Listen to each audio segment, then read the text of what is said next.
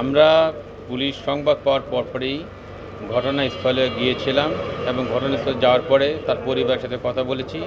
পরিবার বিস্তারিতভাবে আমাদেরকে বলেছে এবং বলার পরে তারা থানাকে তারা আগে পূর্বে অবহিত করে নাই।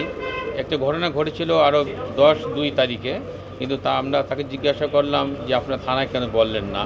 থানায় তারা অবহিত করে নাই। থানায় যদি অবহিত করত তাহলে হয়তো বা পরিস্থিতি এরকম নাও করতে পারত।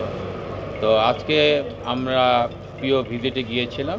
পিও ভিজিটে যাওয়ার পরে সেখানেও পরিবারের তার বাবা মার সাথে কথা হয়েছে, ভাইয়ের সাথে কথা হয়েছে। তারা বিস্তারিত বলেছিল, আপনারা ওখানে ছিলেন এবং তাদের কাছ থেকেও আপনারা কথা শুনেছেন। তো পুলিশ গতকাল যখন তাদের নজরে এই ঘটনাটি আসে এবং তাৎক্ষণিকভাবেই তারা ব্যবস্থা নিচ্ছে এবং এজাহার হয়েছে। এজাহারে 9 জন আসামি করা হয়েছে।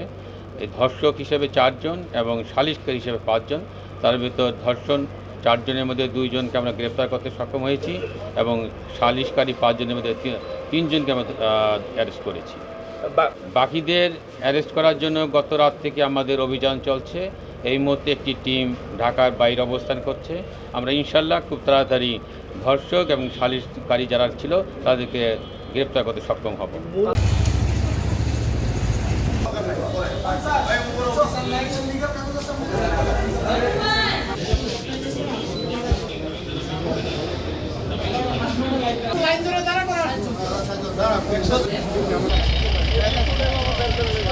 নুরার লগে 3 জন লোক 4 জন লোক আছিল কারাগার। নুরার লগে 3 জন লোক ধরছে আর নুরারে আর 2 জন লোক ধরতে আর 3 জন লোক ধরতে পারে না। আমি চাই আমার যে বিচার চাই, আমি ফাঁসি চাই। যারা আমার যে মারছে আমি আগে বিচার চাই, চাই, ফাঁসি চাই। আমি আর কিছু চাই না। রাইতে মানা করিয়া দিছে। আমাদের আহমদ মেম্বারের দ্বারা বিচার দিতে গেছে, আহমদ মেম্বারের বিচার দেন আমাদের হুমকি দিছে। আমাদের 1 তারিখে যাইতে গিয়া এবার আমার যে লাশ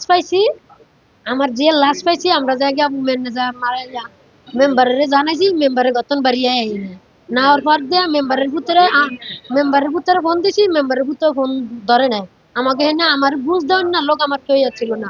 আমার ছেলে আর 2 জন লোক আইয়া তার এনে আইয়া তা সারি করে নিয়ে গেছে। যাইতে ধরলে তখন ওই যে চৈতি মেলের সামনে থেকে 5 জন লোকে মুখা সময় ধরে চৈতি মেলের পিছিয়ে নিয়ে যায়। নিয়ে যায় জাফের নিচে 5 জন লোকে দর্শন করলো। তখন 2টা লোকের দেখে 2 লোকের চিৎকা মারে দৌড় দিল। দৌড় দেওয়ার পরে তখন ওই হিন্না হেরাই ওটি মেয়েরা ফালাইতে দৌড় গেছে। গেলে ওটি আর ধরা হয়নি। ওই 2 জন লোকের মেয়েরা তুললে নিয়ে এসে মেয়েরা আমার ওয়াইফের কাছে বুঝে তো এটা বলি যে মেয়ে এই কাম করছে, মেয়েরা সাবধানে যাইতে। আর এলাকার মেম্বার সাহেবের কাছে বিচার মেম্বারের কাছে বিচার দেওয়া হয়েছে। মেম্বারের কোনো কিছু বলে নাই। আহমেদ কিছু বলা নাই। না বললে পরে আমরা কইছি, গ্রাম সরকারও কইছি।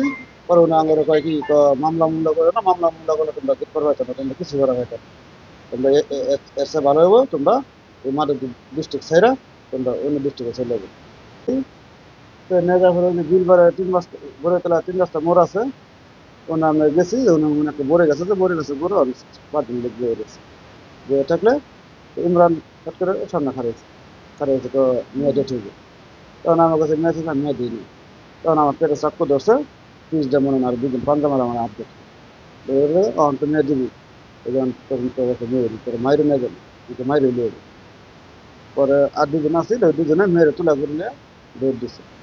দৌড় দিলে পিছের থেকে 2 জন দৌড় দিছে। নুরা চাক্কু দিয়ে আছে, চাক্কু দিয়ে পরে নুরা আমার ডামারে ফেলাই দিয়ে পরে নুরা পিছে পাশে দৌড়ার জন্য আর আমার মেয়েরা দর্শন করে মারছে। মেয়েদের জন্য আমি তাকে ফাঁসি করি।